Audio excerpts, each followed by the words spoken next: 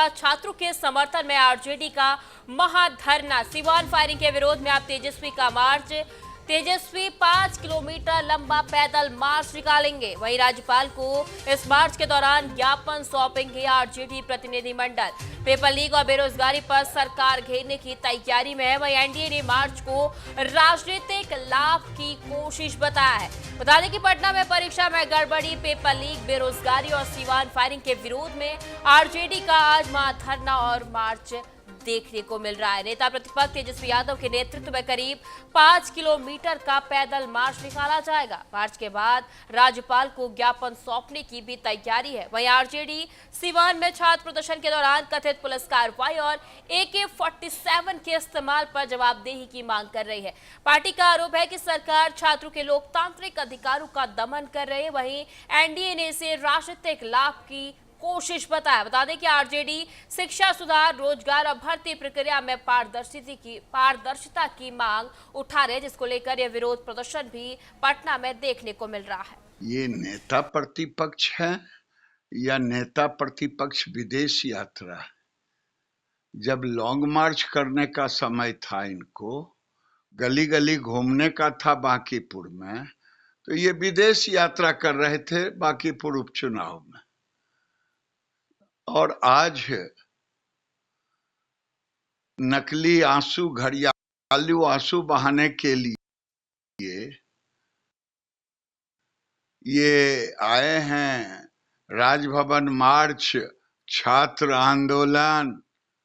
न इनके पास छात्र है, न इनके पास आंदोलन है। आज ये चोर चोरी के खिलाफ बोल रहे हैं। चलिए, इसी खबर पर अधिक जानकारी के लिए हमारे साथ संवाददाता अनीश पाठक जुड़ गए। तो अनीश, ये आंदोलन, फायरिंग की जो घटना थी वो मानसून सत्र में भी खास तौर पर देखने को मिली थी, जिसके कारण पूरा जो मानसून सत्र है वो हंगामे की भेंट रहता। आप पटना में भी इसी तरह का विरोध देखने को मिला, तो क्या रणनीति है आरजेडी की? देखिए, राष्ट्रीय जनता दल के जो कार्यकारिणी अध्यक्ष और नेता प्रतिपक्ष तेजस्वी यादव के नेतृत्व में जो आज निकलने वाली बिहार बंद का ऐलान किया गया है और लोक भवन मार्च आह्वान किया गया है, उसमें जो है वो इनके द्वारा जो है छात्रों के ऊपर बर्बरता सरकार के द्वारा की गई और छपरा में जो है AK-47 से छात्रों के ऊपर जो गोलियां चलाई गई उसको लेकर के और पेपर लीक मामले को लेकर के यह विरोध प्रदर्शन है और जो है बिहार बंद की बात उन्होंने कही थी। लेकिन अब जो है वो सड़कों पर धीरे धीरे राजद के कार्यकर्ता और नेता उतरना शुरू हो गए हैं। महागठबंधन के नेता उतरने शुरू हो गए।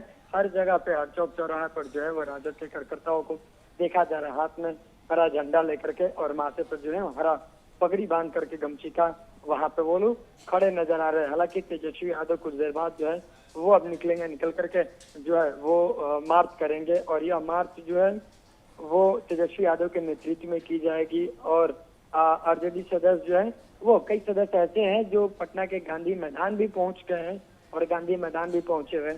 हालांकि यह जो है लोक भवन मार्च तक जाएगा। इसको लेकर के पूरी तरीके से प्रशासन की अगर बात करें तो प्रशासन भी पूरी तरीके से तैयार है। वाटर कैनन से लेकर के और जो अन्य जो रोकने वाली सामग्री होती है भीड़ को, प्रदर्शनकारियों को, वो भी वहां पे मौजूद है और वो उसको भी लेकर के प्रशासन जो पूरी तरीके से अलर्ट मोड में दिख रही है। अनीश, देखिए, ये जानकारी भी सामने आ रही है कि इस पैदल मार्च के बाद जो है वो तेजस्वी यादव ज्ञापन सौंपते हुए भी नजर आएंगे राज्यपाल को। तो जो देखिए ज्ञापन, जब मानसून सत्र चल रहा था तो उस वक्त भी जो जवाबदेही की बात है वो उठाई गई थी और पूरा सत्र जवाबदेही पर ही टिका था। तो क्या अब इस ज्ञापन में भी तेजस्वी यादव की तरफ से जो है वो केवल जवाबदेही मांगी जा रही है या कुछ और मुद्दे भी इस ज्ञापन में सौंपे जाएंगे? तेजस्वी यादव को जो है वो तेजस्वी यादव जो ज्ञापन दिए हैं, ज्ञापन में उनकी 6 बातें लिखी गई है। उन्होंने पहली बातें लिखी है कि जो AK-47 से गोली चली है वो किसके आदेश पर चली है। दूसरी उन्होंने लिखा है कि जब वो जो सिपाही के द्वारा गोली चलाई गई है वो बर्खास्त सिपाही को आखिरकार वहाँ पे ड्यूटी कैसे मिली। ऐसी तमाम जो बातें हैं उनके द्वारा लिखी गई है और सरकार से जवाब मांगी गई है कि पेपर लीक आखिरकार बार बार क्यों हो रहा है और प्रदर्शनकारी जो छात्र अपनी हक के लिए प्रदर्शन करते हैं, हक के लिए जो है वो रोड पर उतरते हैं, उनके ऊपर लाठियां चलाना कितना सही है। तो इन सभी बातों को लेकर के तेजस्वी यादव जो है ज्ञापन में लिखे हुए हैं और वो जब वो लोग बिल्कुल पवन अनीश, अब देखना यह है कि जो जवाबदेही की आग पूरे देश में उठी है वो किस तरह से आगे बढ़ती है और कितना विकराल रूप लेती हुई नजर आती है, क्योंकि आरोप प्रत्यारोप का जो सिलसिला है वो इस जवाबदेही पर तेज होता हुआ नजर आ रहा है। बहुत बहुत धन्यवाद अनीश आपका हमारे साथ जुड़ने के लिए और एक अहम जानकारी साझा करने के लिए।